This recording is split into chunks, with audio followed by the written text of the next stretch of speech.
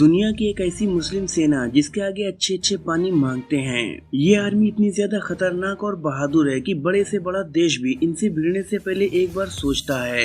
जी हाँ, मैं जिस सेना की बात कर रहा हूँ वो है चेचनिया की सेना। इसकी आर्मी की चर्चा दुनिया भर में होती है क्योंकि चेचनिया के ये लड़ाके किसी भी सिचुएशन में दुश्मन को धूल चटाने में कामयाब रहते हैं। तो आइए जानते हैं कि चेचनिया की आर्मी कितनी ज्यादा खतरनाक है।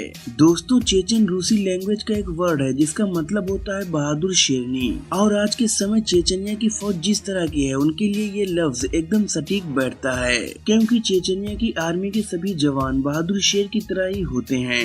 यहाँ की फौज और लोगों के बहादुर होने का एक कारण ये भी है कि चेचनिया पर हमेशा ही हमले होते रहते हैं जिससे यहाँ के लोग युद्ध कला में माहिर हो चुके हैं। आपको जानकर हैरानी होगी कि 13वीं शताब्दी से चेचनिया पर हमले होते आ रहे हैं। 13वीं शताब्दी में मंगोलों ने चेचनिया पर हमला किया था, जिसके बाद 14वीं शताब्दी में चेचनिया पर तैमूर लंग ने हमला कर दिया और अपनी सल्तनत में शामिल कर लिया।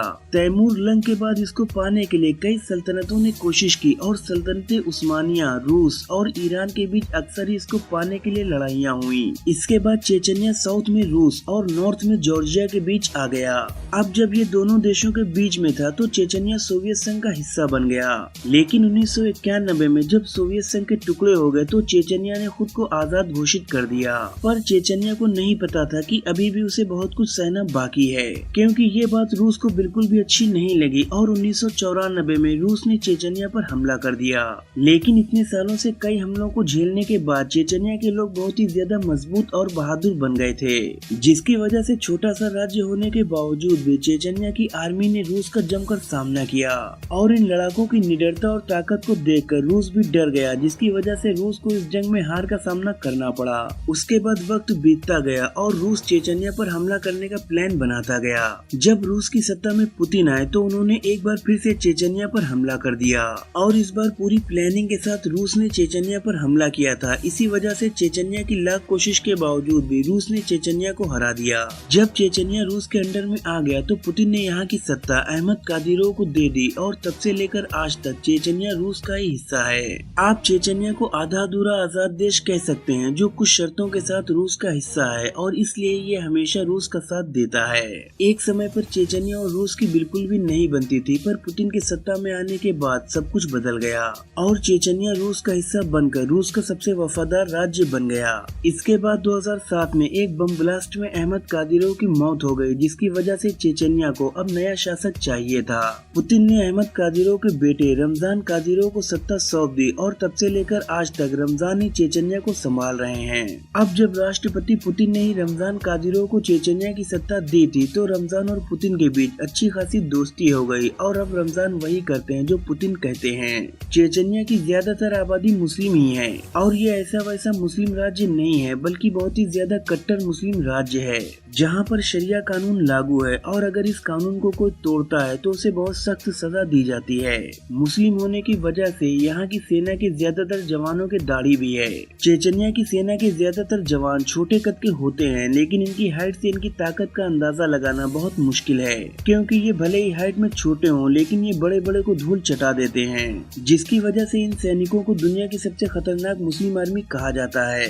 चेचन फौज के सैनिक ज्यादातर ऊंची पहाड़ियों पर रहते हैं जहाँ पर ये दुश्मनों को हराने के अलग अलग तरीकों की प्रैक्टिस करते हैं। ये इतने ज्यादा खतरनाक होते हैं कि इनका मुकाबला दूसरे देशों के सैनिक कुछ मिनटों के लिए भी नहीं कर पाते। इन्हें दुश्मन को किस तरह से हराना है और दुश्मन पर किस तरह से वार करना है ये सब बातें अच्छी तरह से पता होती हैं। ये किसी दुश्मन पर बिल्कुल भी रहम नहीं खाते और उन्हें मारने से पहले सोचते भी नहीं हैं। चेचन फौज के सैनिक बहुत ही ज्यादा निडर होते हैं और उनमें किसी को भी मारने की क्षमता होती है। इस सेना के पास कई ऐसे खतरनाक हथियार हैं जो दुश्मनों को धूल चटाने में इनकी बहुत ज्यादा मदद करते हैं। इन हथियारों की मदद से चेचन लड़ाके अपने से कई गुना बड़े देशों को भी हरा सकते हैं और कई बार चेचनिया की आर्मी युद्ध में अपनी बहादुरी का सबूत भी दे चुकी है। सीरिया के युद्ध के दौरान भी इन चेचन लड़ाकों को लड़ते हुए देखा गया था। सीरिया के युद्ध में इन्होंने दिखा दिया था कि ये कितने ज्यादा खतरनाक हैं। ये युद्ध में दुश्मनों को इस तरह से मारते जा रहे थे जैसे कि ये इनके बाएं हाथ का खेल हो। इस युद्ध में इन्होंने न जाने कितने ही दुश्मनों को मौत के घाट उतार दिया। और तभी पूरी दुनिया को पता चला था कि चेचन्या आर्मी किस हद तक युद्ध कला में माहिर है। इतना ही नहीं, हाल ही में हुए रशिया यूक्रेन युद्ध में भी इस सेना को लड़ते हुए देखा गया था।